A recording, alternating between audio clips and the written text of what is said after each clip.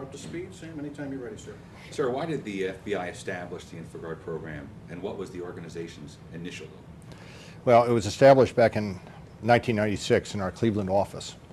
And initially, it was established to address issues relating to cybercrime and to establish a network of companies who were concerned about cyber issues. And of course, since then it has grown. We now have 11,000 members in Infragard, and there are 84 separate Infragard chapters around the United States.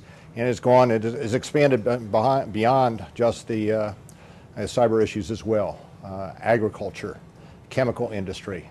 And it was established so that we had ways of connecting with private industry. So something great came out of Cleveland. Something great came out of Cleveland.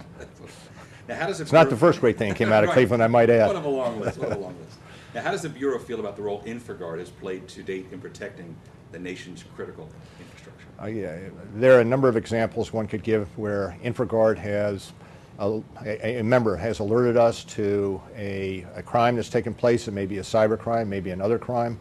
There are any number of instances where we've turned to Infragard members for expertise in the cyber arena or otherwise. It is a partnership, and it's a partnership between private industry and the FBI. And on the one hand, Infragard members have done a terrific job in coming together with us and providing us information that we need to solve crimes. And on the other hand, they provide expertise to us that we may not have in the FBI, which would also help us solve crimes, but in many instances may help us to prevent crimes. You had some very good examples of that during your speech today. Yeah. Now, how has Infragard's mission evolved since it started 9 years ago? Well, it was looking at the cyber infrastructure at the outset, and now it has expanded beyond just cyber and goes to a number of areas where our infrastructure is vulnerable. We also have the Department of Homeland Security that has responsibility for these vulnerabilities, so we work very closely with the Department of Homeland Security to utilize the knowledge and expertise of Infragard members to protect the vulnerabilities that we see in our various networks and infrastructure capabilities in the United States. Now, what role does the FBI believe Infragard will play in the future? We know where we've seen the last 9 years. What's down the road for you? It's going to grow. Each of us in the Bureau, I think, recognizes that to prevent terrorist attacks, to prevent crime, as well as solving those crimes that unfortunately do take place, we need not just the FBI but other agencies to work together with us. But most particularly, we need private industry with its expertise, its access to capabilities that we don't have, to work closely with us in order to prevent terrorist attacks and to solve the more intricate crimes that we see in this modern world. Because that kind of leads to the next question. Does Infragard only work with the FBI?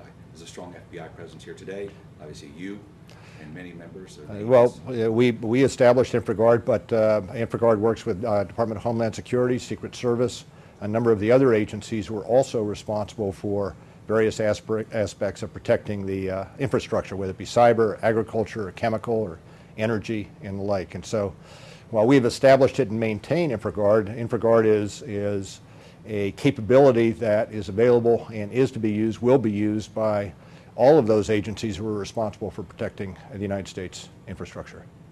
Now, how can folks who see this or just the general public learn more about Infragard and working with the FBI to protect critical infrastructure? Well, the easiest way is to go online. I would venture to say of the 11,000 Infragard members, each of those 11,000 is computer literate. You don't necessarily have to be tremendously computer literate, but you can get information on Infragard by going on, and it's www.infragard.net. Again, www.infragard.net. And you go online and you'll be able to sign up and find out more about Infragard. You spend a lot of time online, by the way? I do a fair amount of time. Okay. I do a fair amount of time, yes. Are you a Google or Yahoo guy? I'm a Google. Okay.